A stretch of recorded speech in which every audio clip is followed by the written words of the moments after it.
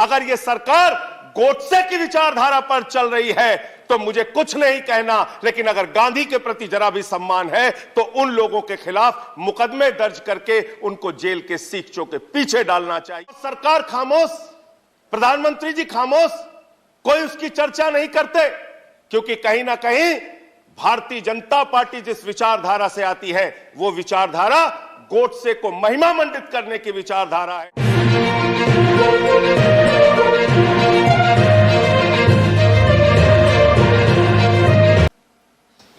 धन्यवाद मान्यवर, आपने मुझे महामहिम राष्ट्रपति के अभिभाषण पर अपनी बात कहने का मौका दिया।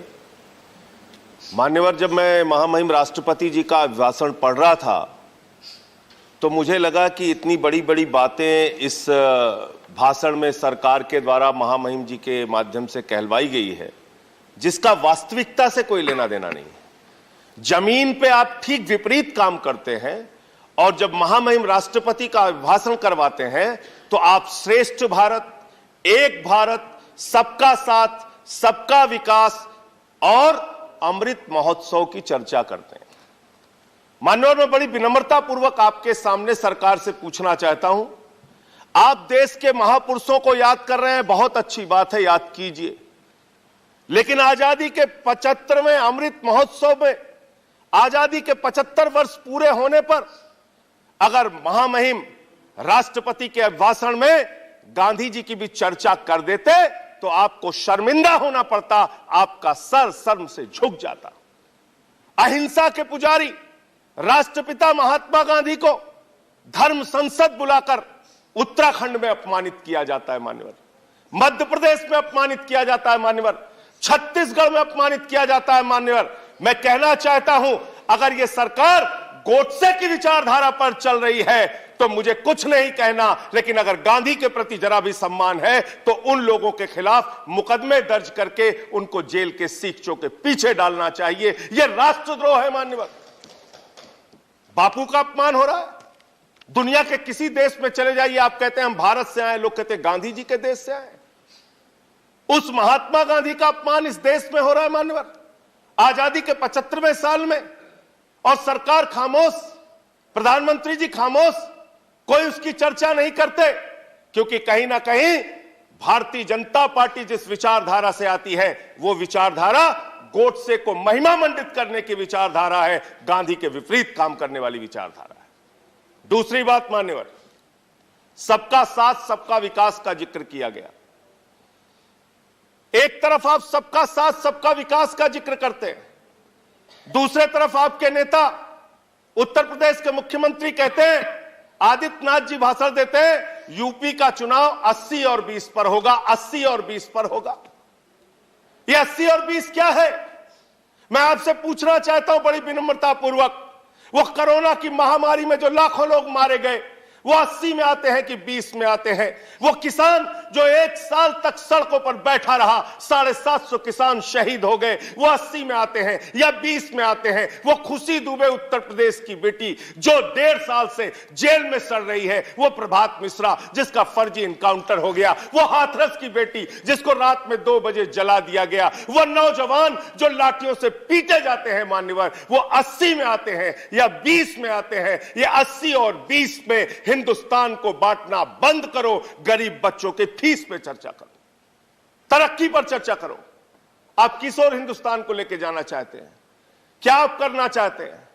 आपने श्रेष्ठ भारत कहा, 17वें पॉइंट को मैं पढ़ रहा था मैंने, श्रेष्ठ भारत, और इस श्रेष्ठ भारत के साथ आप क्या कर रहे हैं?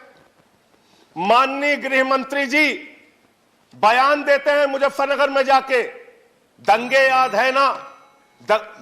हाँ, आप 4 मिनट बोल चुके हैं मान्यवर, प्लीज। जिसके एक मेंबर है, जिसके एक मेंबर है, एज पर रूल्स जा रहा हूं, please, as per rules, 10 as per rules, नहीं, मेरे साथ न्याय कीजिए। एज पर रूल्स, मैंने आपका नाम लेट से आया, मैं आपको अवसर दे रहा हूं। एक मेंबर है, अगर आप नहीं, अगर आप, मैं उस पर बहस नहीं करना चाहता, मैं रूल्स के अनुसार आपको मौका दे रहा हूं, नहीं तो मैं दूसरे किसी को आमंत्रित करूंगा। 2 मिनट में करें, आपको ऑलरेडी 4 मिनट बोल चुके हैं, प्लीज।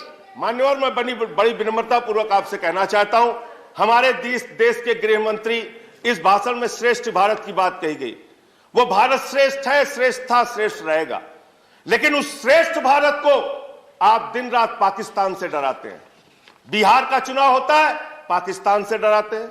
यूपी का चुनाव होता है, पाकिस्तान से डराते हैं। पंजाब का चुनाव होता है, पाकिस्तान से डराते हैं। अरे पाकिस्तान से डराना बंद करो। हम 130 करोड़ हिंदुस्तानी हैं, हम किसी पाकिस्तान से नहीं डरते। अगर भाजपा के लोगों को डर लगता है तो चुनाव प्रचार में निकलना बंद कर दीजिए, लेकिन पाकिस्तान की चर्चा चुनाव में मत कीजिए। मान्यवर, मैं पूरा भाषण पढ़ रहा था, किसानों का जिक्र आया, गरीब कल्याण योजना का जिक्र आया। आपने उसका बजट न्यूनतम कर दिया। इसका मतलब मार्च तक गरीबों को मुफ्त राशन मिलेगा। चुनाव खत्म, गरीब राशन की योजना खत्म। यह है आपकी योजना।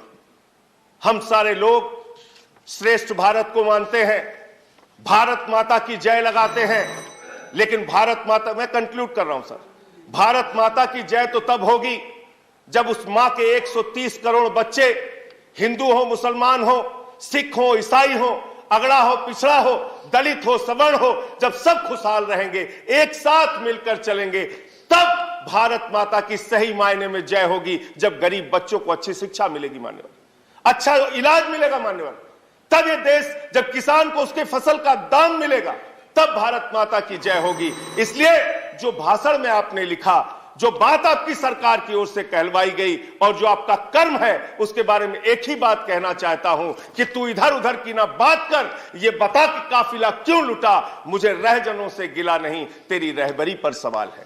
Thank you. तेरी रहबरी पर सवाल है। Thank you. माननीय विनय विश्वम जी, अंतिम 1 मिनट सर, मैं खत्म कर रहा हूं सर। 1 मिनट नहीं, आप कंक्लूड करें। अंतिम 1 मिनट में खत्म कर रहा हूं। नहीं, 1 मिनट नहीं दे सकते, सॉरी। खत्म कर रहा हूं सर। माननीय विनय विश्वम जी, मैं खत्म कर रहा हूं सर, खत्म कर रहा हूं।